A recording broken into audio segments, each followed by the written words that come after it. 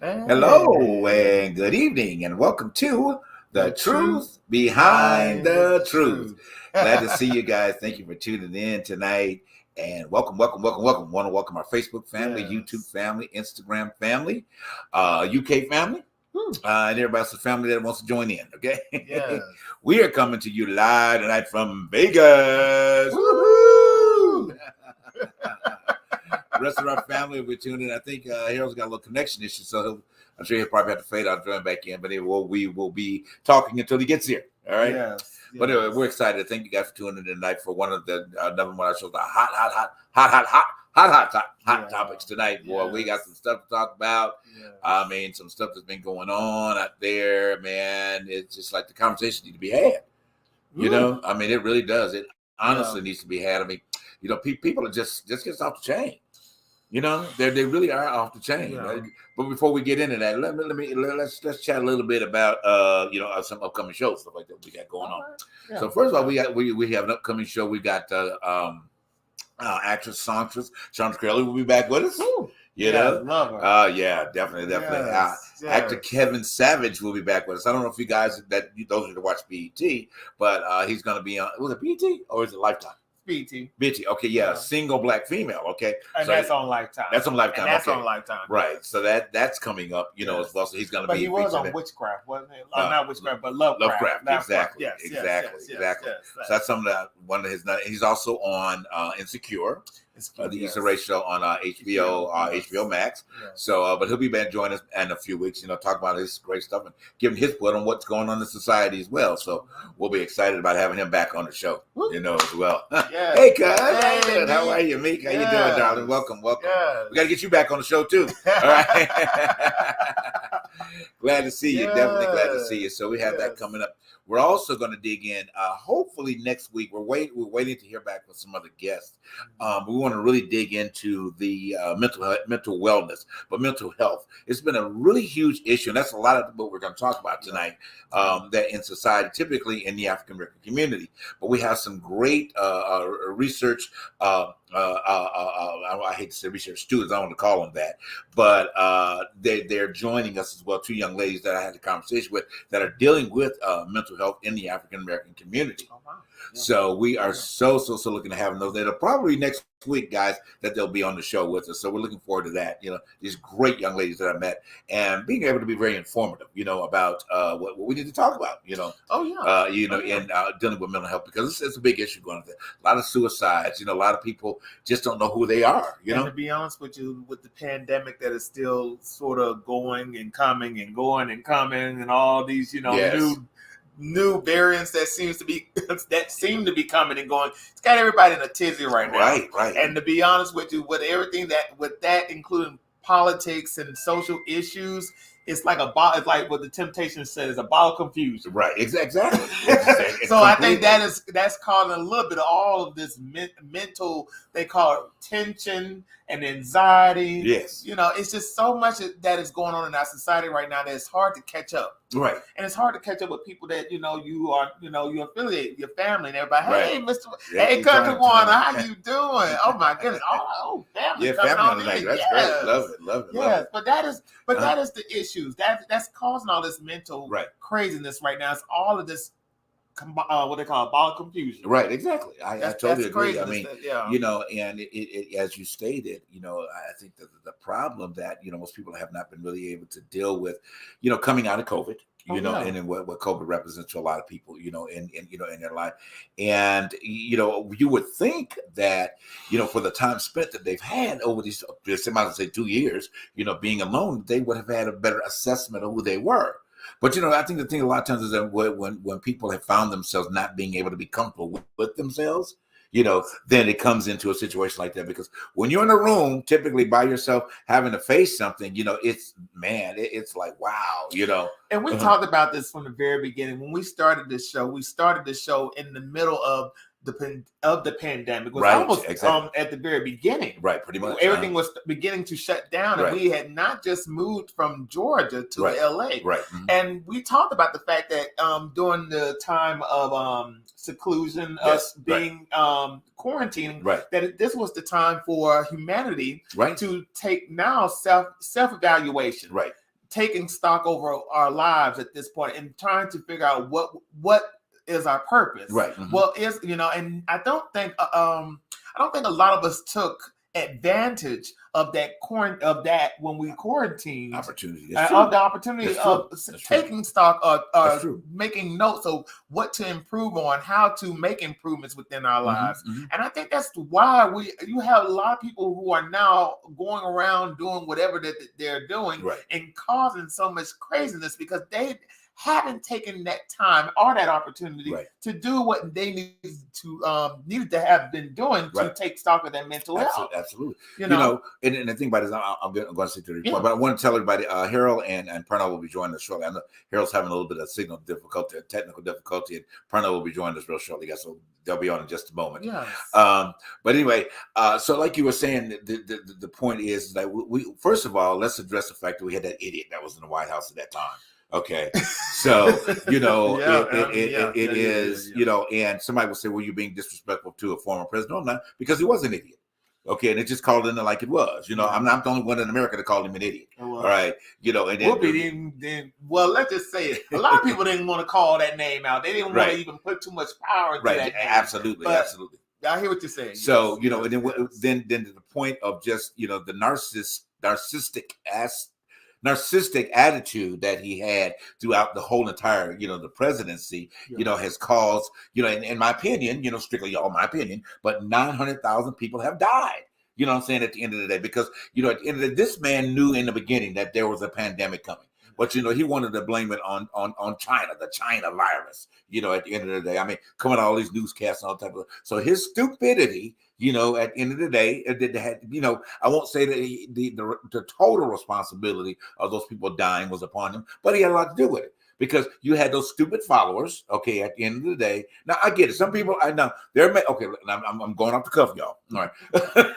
Going off more of a rant. Okay, but no, going off the cuff. I'm going to cover this part, okay, because I'm not saying this to be a Trump fan at all. But, okay, in everything, there's always something that you can find where there's a place you can agree with something.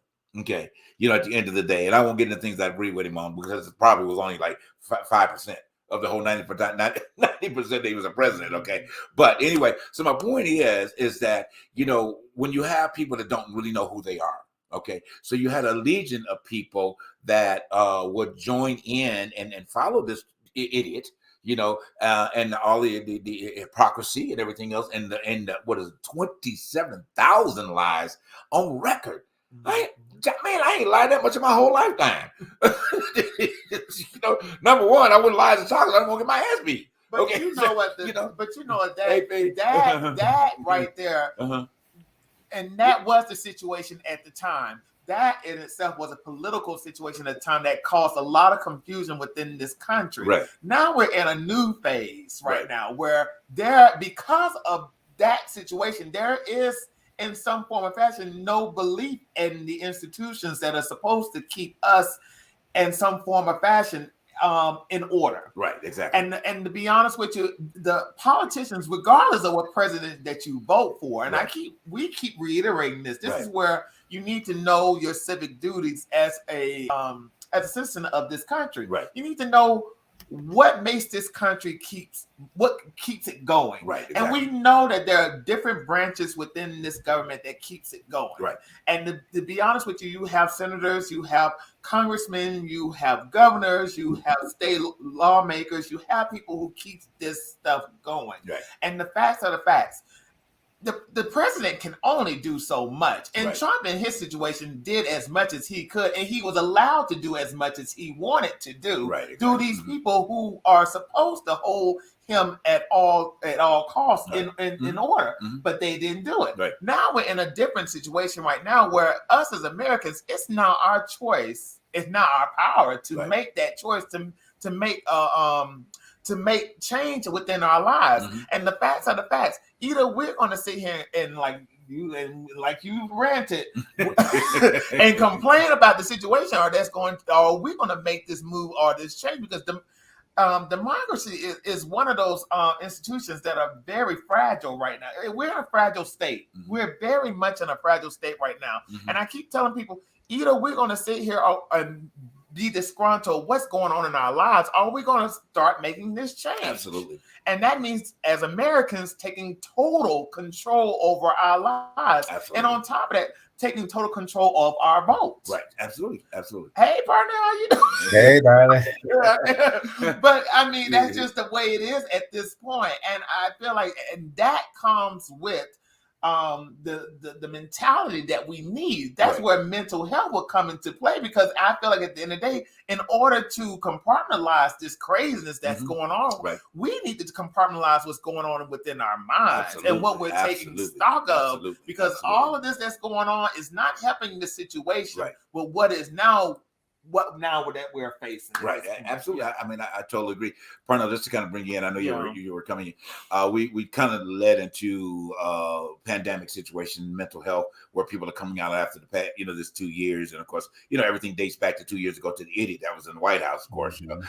That's what we were, kind of elaborating on, till you guys had gotten here. But did you have a point you wanted to bring up about that?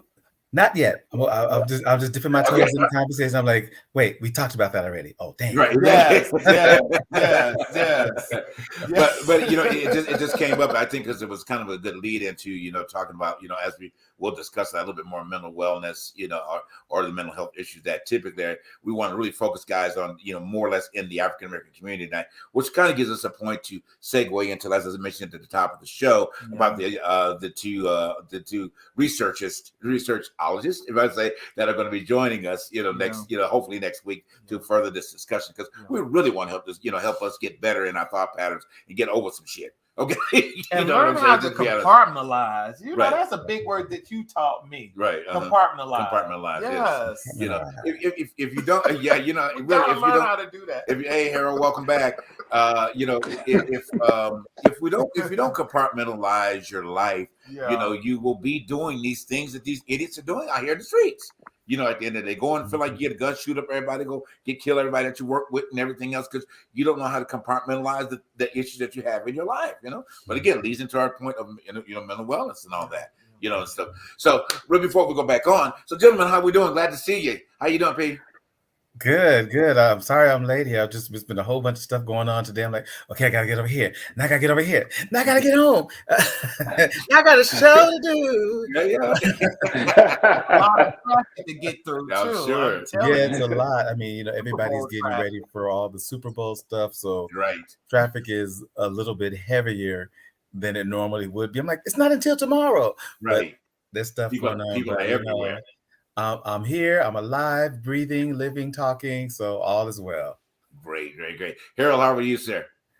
I'm having a little bit of technical difficulties over here, so I'm on my phone. So I can. Okay. Yeah. But I think Is we're it good. raining? Is it raining or snowing? No, I think it's my computer. I think it may just Okay. be my computer. Yeah. Okay. All right. Well, it's good to see But I'm you. here. You better post some more of those shirtless pictures and raise money for a new computer. Right there you go. Right. Shoot, I don't know now. He might have to turn around for that one. Cake. Right. He already buying a house. Like you got to turn around and get the computer. Right. Well, before we got a break, we can have a little surprise for somebody on here tonight. Okay, so we're gonna let our wonderful technician run a little surprise first, and then we'll come back and then we'll go to break. We'll talk one, then we'll go to break after that. So go ahead and run that dish.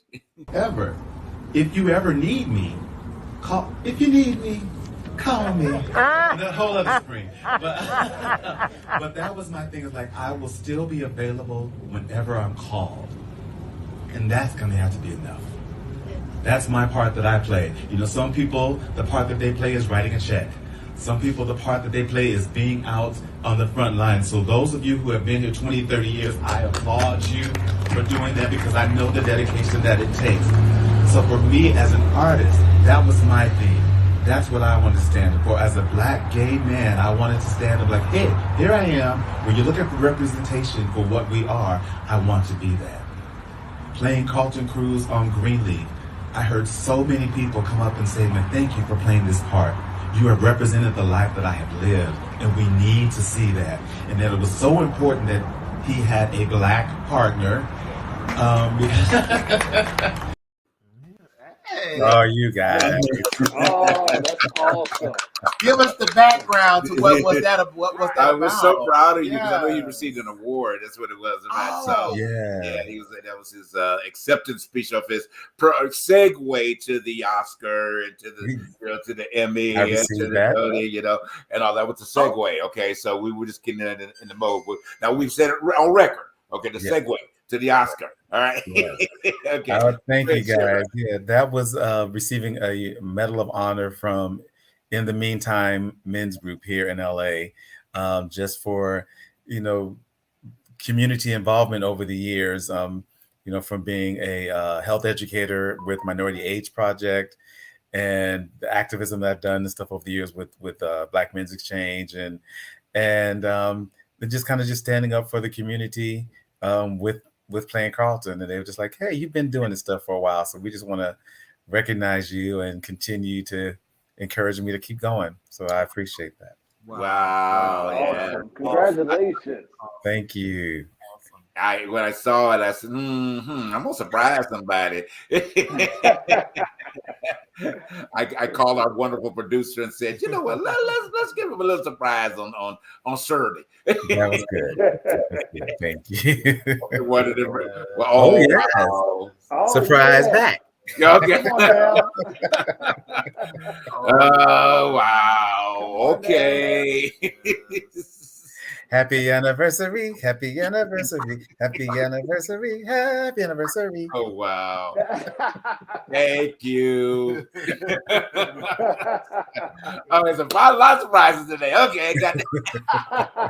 Look, you're surprised. Right, I know, right? Thank you. Yeah, thank you guys. Thank you. But before we go to break, just again, I want to welcome everybody to the Truth Behind the Truth tonight, and we're excited to have actually, as I posted what I was going to call hot topics tonight, because we're going to dig in, and we may make a couple of y'all, like we said last week, get you mad. Now y'all gonna really get mad this week, okay? Oh, Lord. But in you getting angry, okay, there's a word I used to use called deliverance. I don't want to use that anymore. I think it's going to be a way of changing your viewpoint of how you see things. Okay, and elevating your thoughts, because they're discussions that we are going to have that they're very needful, at the end of the day, and where people groups are targeted and unnecessarily. You know, because before you target a group and generalize, you need to step into that group and have conversations with people that are part of it. And fortunately, you know, I think the four of us throughout the course of our daily lives, throughout the week that we have conversations with. I know you do. I know I do. I know you do. I know Harold, you do. Typically online and through your business and everything. So we have conversations with different people to get a full perspective on things and to marginalize. Well, I'm just going to say before we go to break, African American men. We'll start off, briefly talking about that when we come back from break. I just think it was just really off the cuff, too much. So anyway, we're going to go to break right back. We'll be back to talk about that in just a minute. And guys, thank you again, Facebook family, YouTube family, Instagram family, and everybody else. Thank you for tuning in tonight. We'll be right back. All right.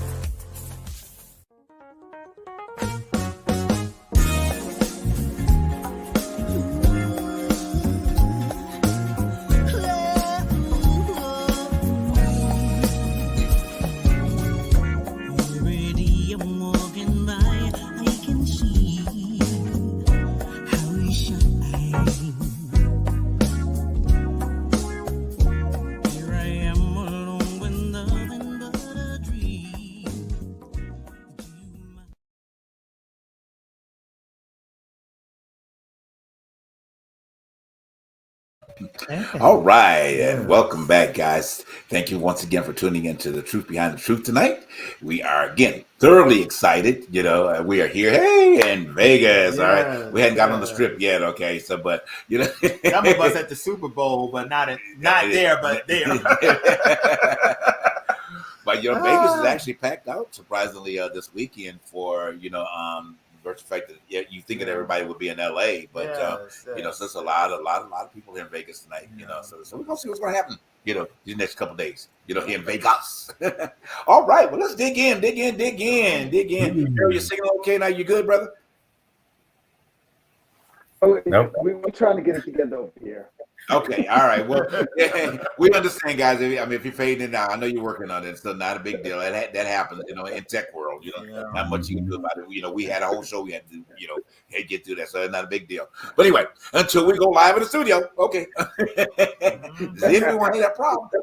And again, they have a problem too when people are being brought in because we're signal. So you just never know, at the end of the day. So don't hit us because we're good. But anyway, so digging in.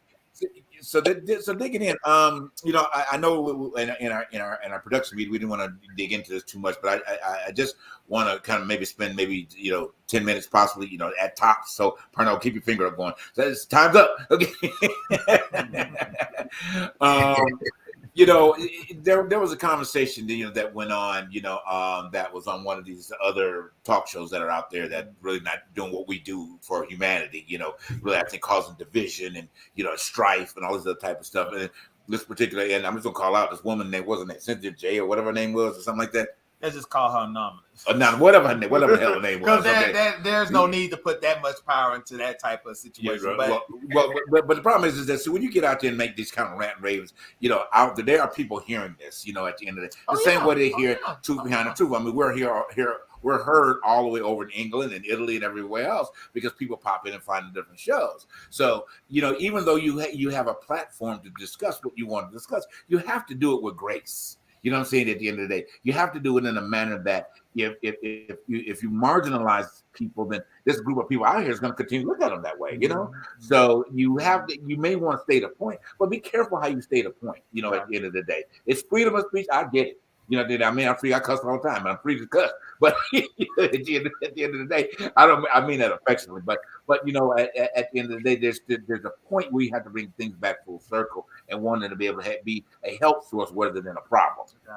So I'm saying at this point she became a problem, in my opinion. Okay, so her discussion started out. She just completely. And you guys got a chance to listen to it. Did you listen to it, Parnell? A little bit of it. Okay, you got enough of it. I mean, you had to get all the way into it. We don't have the video to it, right? No, I don't want to get that much prop. Harold, did you get a chance to listen to it, a little bit of it? Oh, yeah, we lost it. Yes. You did? You listened? Okay. So she just, Well, she. Oh, no. I was saying, did you get a chance to listen to that interview that we were talking about with that woman? Oh, I listened to some of it, yes. Okay, good. So my points about it. Okay, first of all, when you go on ranting and raving how that basically saying that black men are sorry is very offensive. At the end of the day, and to marginalize black men in that particular category, saying basically that you ain't. I'm gonna just say y'all ain't shit. It's basically what she said. In a nutshell. Okay. Now, no, I'm serious. That's what she said. It is in a nutshell. And to categorize that based upon her experiences and maybe in her sector of the world, of her little pocket of people that she dealt with. Okay, I can understand that. But you don't get on, on a national program, whatever the case may be, and marginalizing all men, because I'm looking at 4 brilliant men right here that is changing the world. Okay, at the end of the day, and not only just what we do on Truth Behind Truth, but in our individual lives. So wonderful that we gave accolades to our wonderful brother Parnell and what he's been doing for a long time. But he's a black man in society. Well, he doing something. Okay, you know what I mean? At the end of the day, here's my wonderful brother Harold that's doing something every day, taking his shirt off for everybody every day. No, but seriously, but that's my public service. But in the scheme of it, but seriously though, but he is changing the world for health for not only just African American people, but for people in general to see what you can do by good nutrition, vitamin supplements, in eating right, being vegan, vegetarian, or however you want to be, in the choices of your life. So here, right, you're doing everything that you do possible is the manager. I'm doing everything possible. I'm developing a show. We got a production company. We've done all these other type of things. So how do you get up and say that that we're not doing anything? I mean, Harold has raised, and I want you to talk about that too, Harold. Has raised a child from baby, from a baby to 24 now?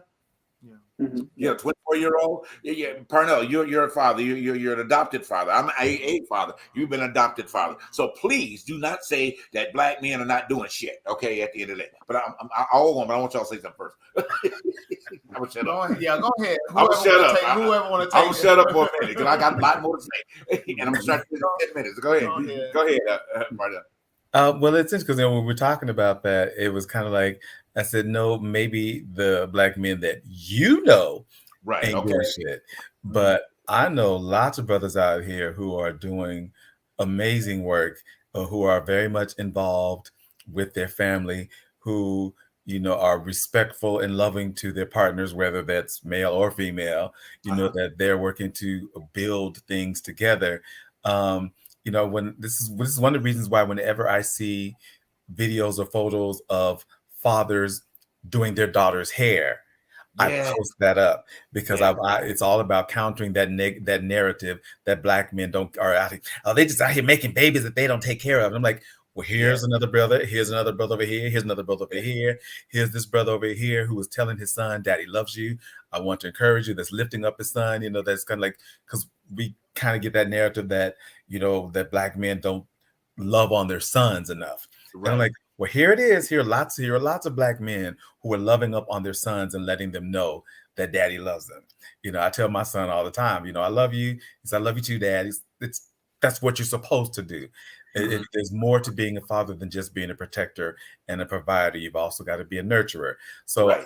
I'm sorry that this sister doesn't know those kind of men or enough of them, or that whatever anger that she has towards whatever the men that are in her life is like going, that is just this narrow little perspective of what Black men are and what we are doing out there. So I hope that she comes across more positive individuals to change that tune. The way she sounds, I don't know what's happening anytime soon. I got another word I could say, but I'm trying to hold back. Okay. Hold your mule.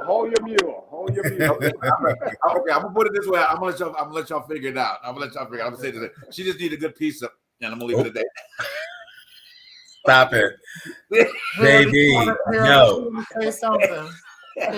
So I was just going to agree with Parnell in that it's really sad because she is seeing it from her perspective, and she believes that to be true because that is what her experience has been. And so for me, that's really sad to hear and see her be so narrow-minded, because again, most of us make assumptions just based upon our own personal experiences versus what the reality is. And so for me, it was just kind of a sad commentary because she was so very passionate about her position, and you would have to be blind not to see all of the positive impacts that Black men are making today. So, and sometimes people just choose to not see. Right. But you know what?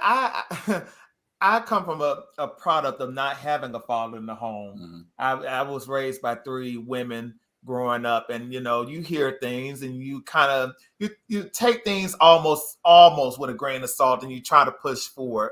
But I listened to what she was saying, and it brought back into me that perspective or PTSD within my mind, because you hear confusion, you hear frustration, you hear the fact that there's a competition within the community that it kind of drives me a little up the wall, because we all want to feel important. We all want to feel like we are doing things within our communities to better our communities. But there's a situation within the gender, the education gap, the wealth gap, the colorisms, the sexuality portion. It's always something that is bringing friction within the community. And what really drives, like I say, it drives me to the wall that we are advertising it to the world at large. My thing is that I don't like the advertising of one's oppression to a global audience who would get off hearing us battle each other on who's doing more and who's educated more, who's pushing the narrative of Black empowerment. And I think what is in the argument or the frustration within what she was trying to get out was the fact that as a Black woman within the community, there is no protection. There has never been no protection. And I think that's where her frustration, even though I didn't agree with the whole entire argument, I believe as a Black people, we have been in situations where we've had to fend for ourselves in the worst way. And what I mean is that Black men, and as well as Black women, we've been in situations where we couldn't defend ourselves in any type of oppression on top of whatever that we had to go through. So we always at times had each other's backs. But we're in a situation where we're in competition with one another and whose oppression that we're fighting. And it seems to sometimes to be that as Black women, they seem to be fighting as well as their own battles, our battles. And I don't know if y'all have paid attention to too much of what's going on, but if you notice, mostly during these Black Lives Matter movements, you notice that the narrative is that Black women are out there marching and getting things done. You have some LGBT activists, Black men, who are out there doing and getting things done. But the people who are not getting things done is the Black men. And that narrative is being pushed wherever you're going and where it's being pushed out like that. And people are getting tired and pointing out these frustrations. Now, I want to say this as a Black man, I understand the frustration, but what I don't understand is the driving the knife into the heart of the man, saying, well, you still ain't doing nothing enough for me. And I'm still not understanding why you're not doing enough for me. But at the end of the day, you're still no good. And you're still no good for your children. I don't think that type of narrative is very destructive to a community of people who are trying their best to wake up every day and go to work, right? Dealing with whatever that they're dealing with at this moment. If it's oppression, or if it's something of the sort, it's hard. If that makes sense. Well, it does. If that makes sense. It does. Well, I think one of the things, I think we when we were discussing this in our production meeting, I think one of the things is that the men of color are experiencing is fear, and fear has set the precedence for a long time as to why maybe she's seeing what it is, because it's the fear of the fact that if I get out there and do something, I may lose my life, or the sacrificing of my own personal family if I am that type of father or that influence in my own family. So I think that fear is another thing that really grips the why that is, I don't know, and maybe this kind of leads us into maybe the mental PTSD that Black men experience from different situations. So, but I do believe, like we said in our production meeting, that it's fear. It's keeping them from being out. It's keeping them from being on the front line, and it could stem from back in the Jim Crow era and those type of things that when they were actually willing to stand and be the rock that they've been created to be for the family, they were either killed, hung, whatever, or some other horrific thing that had gone through. And I think maybe this has been generationally passed on, unfortunately. Whereas in this society, that same type of fear you don't have to have. And there's a certain level of fear, but you don't have to have that same type of fear, or to be the forefront of aligning themselves with the movement, like you said, with the Black Lives Matter movement or whatever, to be right alongside the women that put themselves on the forefront. There's not a reason right now that there shouldn't be more participation, from the male perspective. I mean, what do you think, Parnell? Yeah, it's kind of like we were saying, is that there's the thing of, yes, I would love to go, to battle and go, like, well, how come these men ain't out here guns blazing and shooting up? It's like, okay, now if I do that, if I'm killed, who is there to be the protector and provider now? Right. And because it's the way that America has treated Black men who stand up to white supremacy or whatever, it's like very rarely is it just that Black man that they take the vengeance out on. I mean, entire towns and neighborhoods have been destroyed because they were just after one Black. Well, who's the Black man who did it? I don't know. Kill all of them. And and it's just kind of like, because when we look at it, America does not care about the welfare of Black people in general. We have always had to fight, because like if it did, we wouldn't still be having to fight the same battles that our parents and grandparents fought. If that were the case. So that here we are in 2022 and we're still fighting to have our voting rights protected is ridiculous. Right, exactly. That here in Los Angeles that there are Black people who are trying to ball the Baldwin Hills Mall, and instead the city was making all kinds of exceptions to let this white-owned company, come up with the money and produce when it's like, wait a minute, they didn't meet the deadline. But instead of saying, well, y'all didn't meet the deadline, these Black folks over here, they got the money and they can do what they're ready, give it to them. They kept extending the deadline and extending the deadline and making these exceptions so that this white-owned company is like, wait a minute. Then so is our answer to be violent and go blow up the mall, so or go shooting up city council? It's like, what good is that? Because then we just start looking like, oh, I told you they were wild and unmanageable and they can't negotiate. So we have to, and people have said this. I'm not original in saying this. We, as the Black people, we have to be proactive instead of reactive.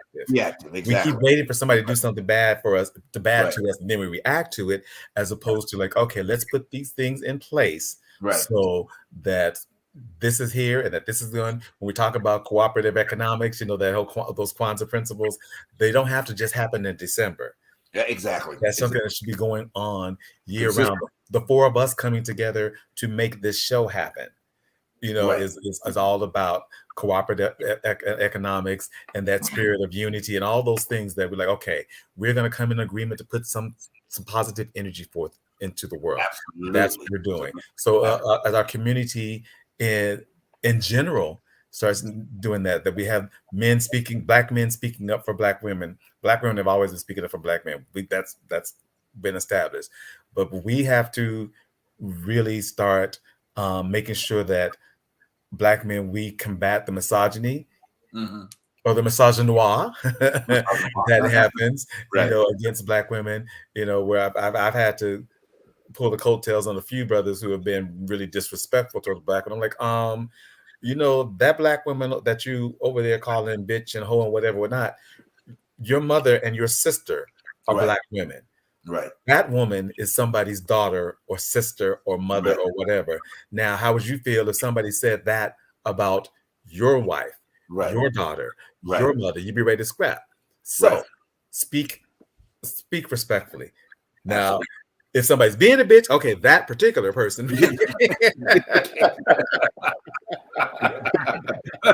Compartmentalize it. But you know what? What you said, Parnell, I was watching the promotions for the Super Bowl halftime performance, and I don't know if y'all saw this promotion of Dr. Dre and Snoop Dogg and Mary J. Blige. They were all on stage. You had all these people asking them questions about their halftime show and what hip hop represents and all this stuff. And Dr. Dre came out and said this about, well, there won't be no costume malfunction going on. Oh, wow. See, and you know what? And I thought about when you said that, Parnell, about the misogynoir and misogyny of the black man. I thought about that. I said, now where did that come from? Why did he even bring that up? Why did he bring that up? Being a black man in this business, knowing of the situation that this black woman had to face, we talked about it in the last show about what Janet Jackson had to face. Why would you bring that up as a black man? And that's where the frustration comes from. It's the ultimate disrespect. Okay, I got you. Now, see, to that point, now I could give that woman, Cynthia, whatever her name is, that little arrow up for that, for that. Yeah, a good point you bring up. But go ahead, Harold. No, I was going to say, black people in general in this country, we just have a lot of unhealed wounds. And men in particular, women tend to do the more of the internal work that needs to be done. They go to the workshops, they have the support groups, they read the books. Men in our culture, black men particularly, have had to pretend like they were strong when they weren't, and so we carry these wounds. And so many times we don't feel like we have the power to show up. We don't feel like we do live in a racist society even today. So some of the fears that men hold, particularly in corporate America in the workplace, is kind of valid, And so when you don't have a support system and folks that are willing to be vulnerable, other men that are willing to be vulnerable and talk about what you feel, those wounds just fester. And so, unfortunately, many times women become the victims of those unhealed wounds. And so when I heard that woman, that's what I was looking at, a woman who has probably been victimized by men who have all these unhealed wounds because they feel like they don't have any power. So they take out their anger, their hurt, their frustration out on women. And that is just the reality. Yeah. Well, so here's a good point another to kind of shift this just a little bit, moving into our mental healing. Okay, I would say. So what would you say collectively, what we can kind of offer?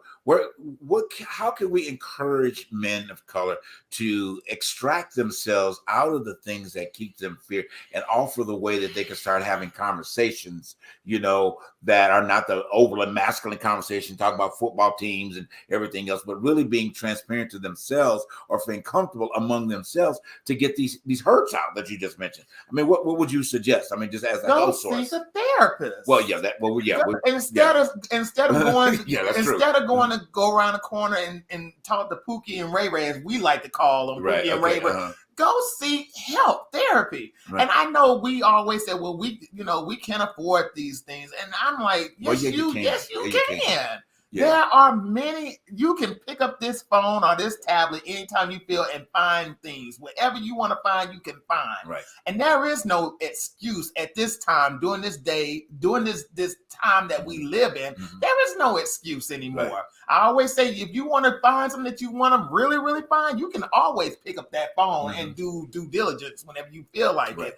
But I feel like at the end of the day, we need therapy. We need men, like Parnell said, or Harold also mentioned this, to stand up, and that's cast away this labeling of what's an alpha and what's a beta. I'm so tired of hearing that crap. Right. A man is a man, whether you are doing the work or you not doing the work. And I hate to say it, if you're doing the work, that is a round of applause for you doing the job. But I'm tired of people saying, well, because you have all this fragility and this sissness and all this stuff of being a woman, you a beta man. You don't even deserve to be in. You in this alpha situation. If you're a man, real man, you're an alpha. That's what's wrong within the community. With the labels. And I think some women, I need to take accountability for that when they're raising their sons. Yeah. Right. Because at the end of the day, everybody is unique. Everybody has authenticity, which we preach on this show. Right. So we're all not a monolith, and we need to embrace that. I'm just saying. Good point. Yeah, we were watching this documentary the other day, and I wish I could remember the name of it, but it was basically talking about how the crack epidemic, and that plot of the whole Iran-Contra stuff, and how they were using crack to finance that, and how that came in, and how that did a lot to change Black men's personas, about how everybody, all of a sudden, the Black guys, especially in the inner cities, had to be extra tough, extra manly, extra hard. Like if you wanted to really laugh at a joke, like at one point people were not afraid to laugh, but all of a sudden now laughter was seen as a weakness. So all the thugs and gangsters, when you really wanted to be like, ha, ha, ha, ha, they had to be like, yeah, cool. Right. Because that was, or you're at a party, and now normally, we get at a party, we throw down with the dance moves and stuff. But now all of a sudden, if you do more than this, a week, when you really want to be like, hey, get down and do your thing, but all of a sudden, that he's over there dancing and laughing and stuff. Oh, he weak. Right. And it just really exaggerated sense of masculinity, the John Wayne syndrome, or that whole thing with a predator. I ain't got time to bleed. All these ridiculous standards of what masculinity is, as opposed to really being like, God, we have the full gamut of emotions. We laugh when things are funny. We cry when we hurt. We love when we love. That's all those things that it can't always just be anger and aggression all the time. Right. And that is why so many of us are messed up, because we have stifled the full range of our emotions. And it's starting to change. I'm seeing a lot of people are starting to be like, this is unhealthy. It's an unnatural state of being to only allow yourself to cry when you win or lose a football game. Right. To only allow yourself to cry. Because like I've said it before, like one of my friends has said this, like, listen, I don't care how hard you think you are, when you're in that emergency or the birthing room when your child is born, and then they put that baby in your arms for the first time. I don't care how hard you gonna cry. Right. Because it is right. And I've heard it from so many guys, and it's just like, let that part out a little bit. It's okay to cry. It's okay to laugh. It's okay to dance. And it's like, even as the thugs, our little gangsters out there, it's all right to laugh. It's all right to cry. Even the toughest of the tough learn how to laugh and enjoy themselves and let their hair down. You can't be in battle mode 24/7. Right. At some point, you have to let that guard down, to let your family and your loved ones in and know who you are as a full human being, and not just this warrior mode all the time. Right. Exactly. Good point. Harold? I was just thinking about a couple of years ago, I had a chance to speak to about 100 guys who were doing life in prison. Most of them were Black and brown. And one of the things that struck me was how different their experience was than mine. Although I grew up in poverty, my dad was abusive to my mom. One of the things that I think saved me was the fact that when the one time my dad hit me, he would beat my mom, but he never hit me. But one time he did hit me. And that's when my mother decided to leave him. And I don't know who I would be not having the protection of my mom. And I feel when I was with the guys in the prison, what I didn't hear was the protection, a love from someone. Many times, both the parents, Parnell mentioned crack, both of the parents were on drugs, alcohol, and calling the kids horrible names and beating the kids. So they never had that protection and love. And so as a result, they didn't care about nobody because nobody cared about them. And so I don't know who I would be or what kind of person I would be if my dad had been abusive and beat me and then my mother didn't protect me. I don't know. And so those wounds can run really, really deep. And that's why so often, they not only become a menace to themselves, they become a menace to all of us when they are wounded in that way. And, I had so much empathy. But the real interesting part about being with those guys was they started to open up and talk, and they were sharing their stories, and they were crying and having all these emotions and just was really willing to be vulnerable. And so I think a lot of it is just creating safe spaces for men just to be human, as Parnell was saying. Yes. And being willing to tell your truth, because when you tell your truth, it opens other people up to tell their truth. And a lot of times we just be hiding around behind these masks.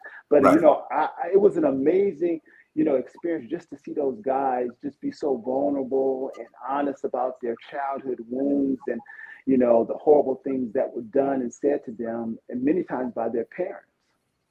Yeah. As you were just speaking that, saying what you were just saying at that moment, I just thought that, and I'm just going to put this plea out there, to these religious institutions, typically the ones that are in the African American community, y'all just need to put all of this religious stuff down. Open your doors to these men.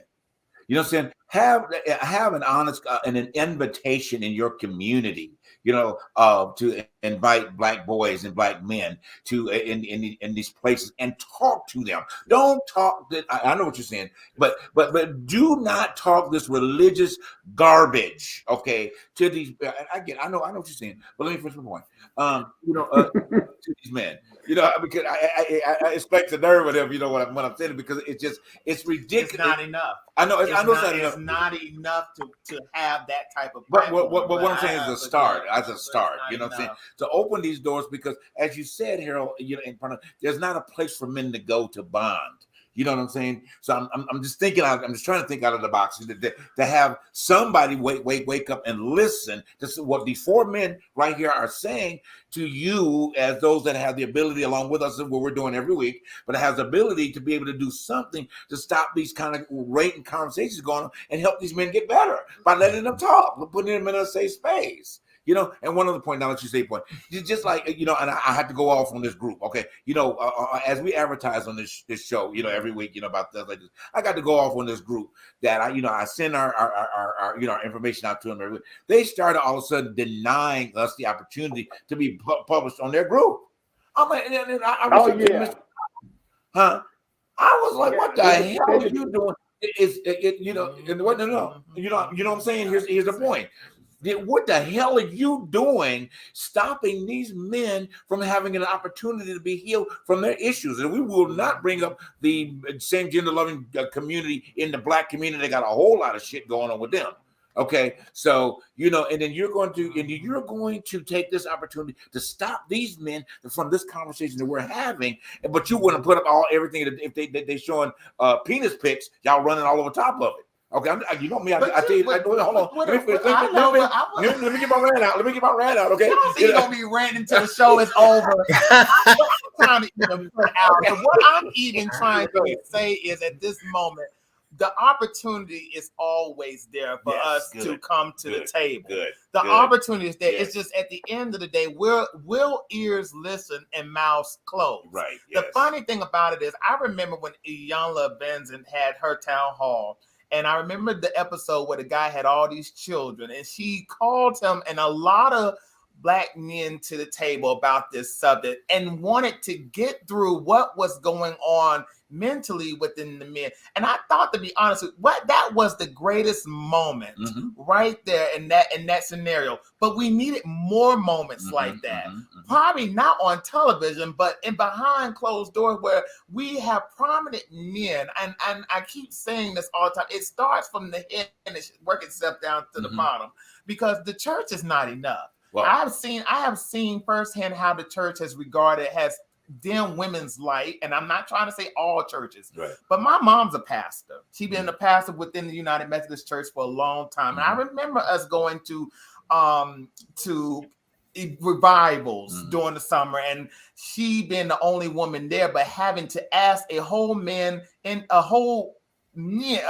of men within the pulpit to sit in the pulpit as a woman leader of her church.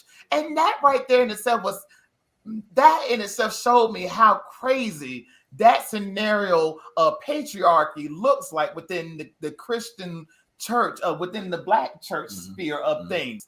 And I say that it's not enough because it's not enough. We have to come not only from the religious, but we got to come from all spectrums of life. Oh, absolutely. Because that right there is not going to help the situation. It's going to help when we have people who have the mindset of a therapist, of a psychiatrist, that knows what they're talking about, and drilling the message of mental wellness within our community, and us taking accountability for our mental illness, which is the problem. We don't want to take accountability for what we have when it boils down to how we treat each other. I lived in Atlanta for how long? I lived in Atlanta for almost 6 years. I know how we operate when we in the same situation of a job, of a park. It's always not the greatest, almost. It could be, but it's just not the most healthiest situation. Well, you mentioned it in the key operative, the key operative here is that you mentioned about responsibility, and accountability. That is straight across the board. One of the things that I'm gonna say humanity in general, when they do not want to take accountability, they do not want to have responsibility. We say this on this show, I think, all the time. Is that taking accountability and taking responsibility for your life will make the changes necessary. But accountability requires change. Responsibility requires change. People don't want to change. We've gotten comfortable at being the alpha male, and whatever the case to be. I gotten comfortable about being the male that don't want to cry. I've gotten comfortable about being the male that don't want to hug my brother, or I don't want to kiss my son, or whatever. We've been comfortable and made in that area, so we don't want to necessarily make the change. So with that comfortability, the avenue of everything that we need here in this conversation doesn't happen.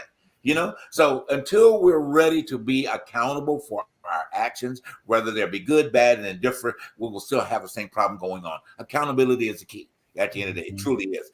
This is so wonderful that this is going on, and we're having this conversation in Black History, American Black History Month, as I call it. Because we're making history right now. You know what I mean? At the end of the day, these 4 men are making history. We're making our part in history because we're doing our best to change humanity. We're not talking about Harriet Tubman and Frederick Douglass and all that. Okay, that's enough of all that. We need to talk about people that are doing something forward. and to be honest with you, our audience, especially my brother, been making some great. Every race of men don't have this problem except us with the labeling, which came from my mom just said something too. But it's just the fact that, we just have to better our situations when it boils down to us treating each other with some form of respect. Absolutely. And that's all. Go ahead, Eric. Well, one of the issues that we haven't talked about is the fact that some of this is economic. A lot of folks are in survival mode. When you're in survival mode, you don't have time for no healing, you are just trying to make it. And so you don't have the privilege of that inner work. You don't have that privilege of doing the healing that's required because you're just trying to make it. Right, you're absolutely right. I mean, it's so, and it's it's funny you brought that up, as well, Harold. Because I said it kind of not bringing her back up again, but she talked about the economic situation, whatever. But one of the things that we've got to do, and I have to delicately say this, I want to say it in a way that we understand what I'm saying to our audience. The economic situation, when you have situations, people groups that want to get together to establish this, you need to keep your mouth shut as to what you're doing. And you follow me what I'm saying that, okay? Mm-hmm. You don't need to step into everything announcing, okay? Because making an announcement is not making your dollar any more powerful. Keeping the damn mouth shut will keep your dollar much more powerful. Okay, and for example, Shaq even saying that he owned Marilyn Monroe. Right. I'm just saying that in itself was a little like, okay, then great. That's a great applause, but we just didn't need to hear all of that now. Keep that underneath the true. Because I'm just saying. And my thing about, black businesses, and I have to say it this way, I've said it and I'll say it again, and I don't make any apologies for saying it. Just because you have a black business don't mean you have to announce you have a black business.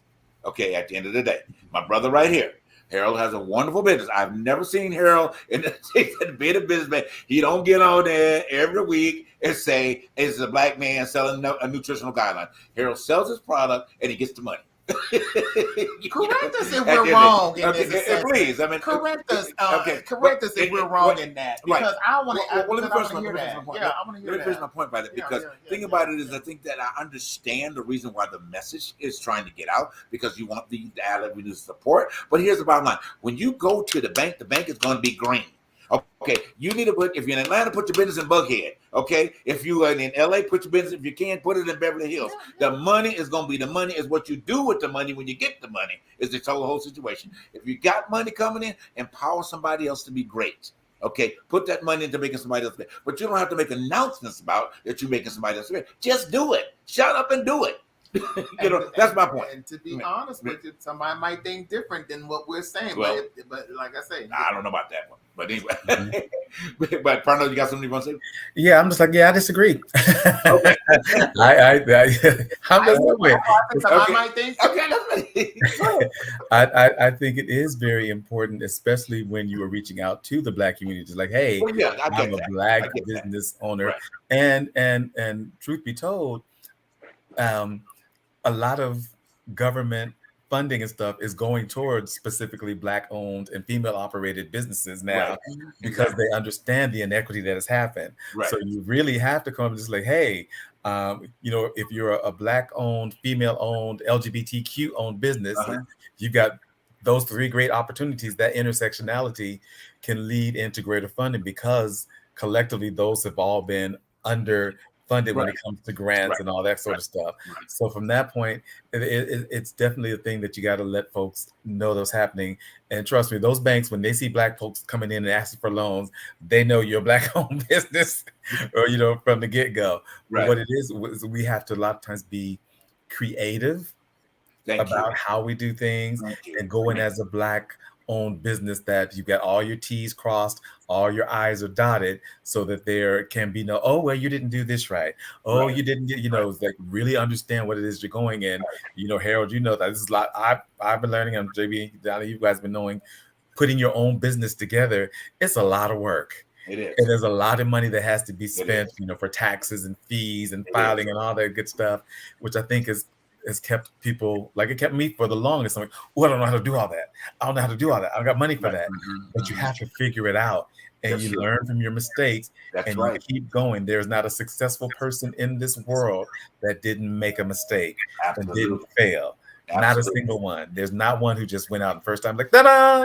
Right, I'm here. You know what, Parnell? At the end of the day, we need to, like I keep reiterating this. We got to respect one another, and when it boils down to black business, we have to stop downgrading our institutions. Yeah, that's the one thing I wish that we would stop advertising when we get on these TikToks and these social media platforms or whatever we're doing, to downgrade somebody's business and saying, well, this is how black folks do within black businesses. We're late. We're not, that type of stuff that you wouldn't go into a CVS doing the same thing. But, I'm just saying this.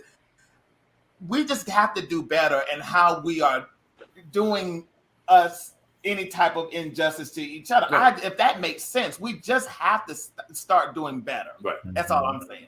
And I think the educational piece about that, as well, because I'm sure Harold has probably prepared, ways of educating African Americans on how to be successful in business because of the triumph, the rises and the falls. Yeah, he can speak to it and listen and move forward and help people in that aspect.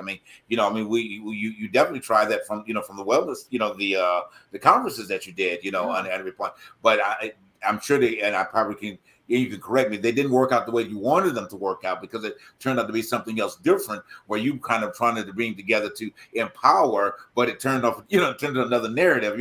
Because again, people have that. Carefully say, when we get together, we have to make it a religious experience, and that's not what it's supposed to be. You know what I'm saying? At the end of the day, because it has to be God, and it's not about that. It's about you being empowered to understand the ramifications of how to be successful in business, and these are the steps you need to make. Now, if you want to pray after you've done that, hey, have at it. Okay, but at the end of the day, when you're going into the bank, like you said, praying ain't gonna get you to the bank. You got to sit down there. You have that stuff written out. You gonna have that business plan together, and you're gonna have to make sure that business is done. Okay, at the end of the day, But anyway, we're gonna move on. We're gonna take this last couple of minutes to, as we did last week, to represent who our hero in Black American month, and see who we want to speak about real fast. In that. You want to start? You got anybody you want to share, partner? Oh, no, I'm good. I'm going to let Harold go first, or Dylan go first this time. Okay. All right. Harold, did you have somebody you want to share? Well, my favorite poet is James Baldwin. Baldwin. And, he was just ahead of his time in terms of his thinking and his intellect, and was just a bold person, particularly for that era. He was just who he was, and I love him so much. And I love his quote that I often use when he says, your crown has already been bought and paid for. All you have to do is put it on. So he reminds us that, we are royalty, and all of us, no matter what your stake in life, no matter how rich or how poor, everyone is your equal. And he reminds us of that. And for me, that gives me strength and it gives me courage, because sometimes I think you look at people in certain positions or have whatever type of money, and we tend to put them on pedestals. But what he reminds us is that everyone is your equal. No one is better or less than you are. Wow. Good. Yeah. Pardon? Ida B. Wells popped up in my head. Wow. I first learned about her in the 90s, and it was just like that woman. When we talk about Black women standing up and speaking out for Black men and for the Black community in general, she was the one who just did not back down. When they threatened her and came for her or whatever.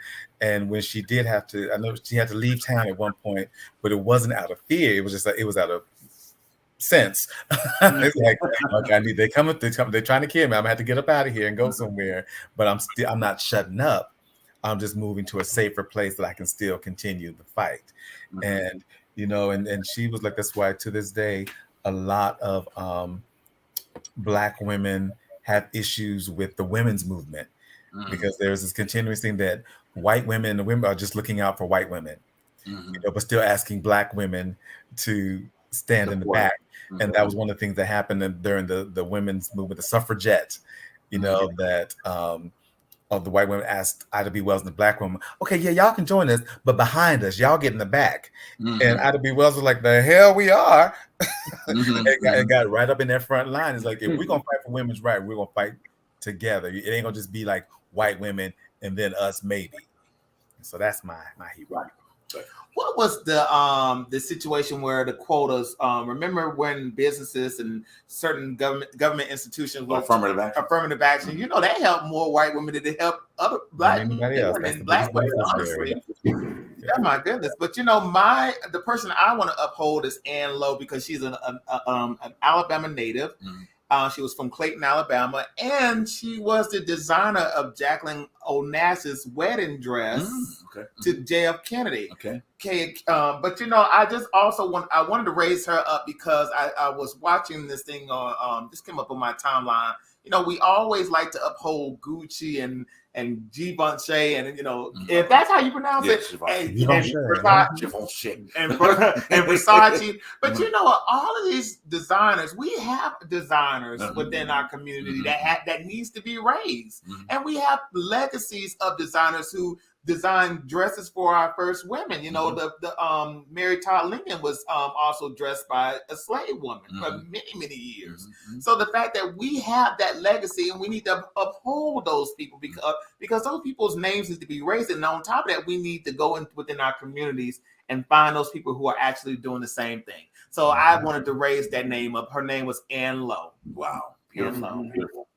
So I want to bring it to fast forward, because I know we always speak of people in the past, and so that I always like to bring present day situations because these people are making marks in society right now. They're making history on a day-to-day basis because you necessarily don't know them in a major way or news media recognition of them. They're still doing it. And I always like to recommend people that are doing it. So I want to pay attention to this guy. He's a very inspirational person. He has done amazing things, to build what truth behind the truth is, in terms of what it has become and what it's going and where it's growing. And that he has brought ideas. He has developed things. He's put me in check. He's put you in check. He's put Parnell in check. He's put Harold in check. He's put all of us in check. But without him, this show wouldn't be possible.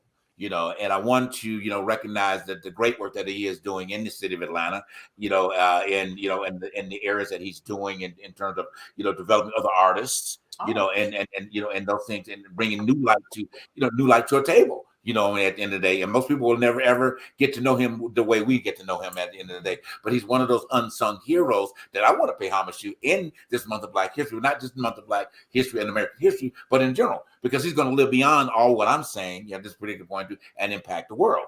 Because everybody he impacts is a new artist, and every time he, starts his show, he's impacting the world in a way that most people don't see. So I want to give kudos out to our one of our executive producers, our technician, our producer of Truth Behind the Truth, Mr. Ishmael York. He is my recognition of American Black History Month. In that. But anyway, we're gonna move on. Thank you so much, Ish, for who you are, what you represent to us, this show, and where we're going. And at the point that we're in the studio, where you can be given the direction, say, "Oh, JB said get that right." So we really appreciate you and love you dearly for all of that. But we're going to move on, guys. Thank you so much for tuning in to Truth Behind the Truth tonight.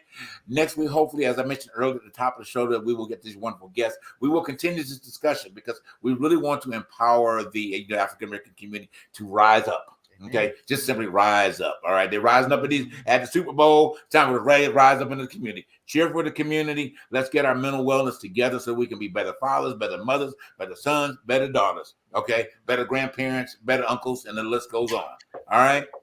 Guys, thank you again for tuning in to the Truth Behind the Truth tonight. We will see you back here again next week. All right, same time, same place. To all of you that came in and that were tuning in tonight, family members, hey, we love y'all. Thank you for taking the time out to being a part of us as well, making us grow. And keep sharing. Please keep sharing us. Keep liking. Keep all of that. Keep us out there. Spread. Tell a good word about us. All right? Y'all have an awesome night. Thanks again for tuning in to what? The truth behind the truth. Thank you, guys. Have a great night. Bye-bye.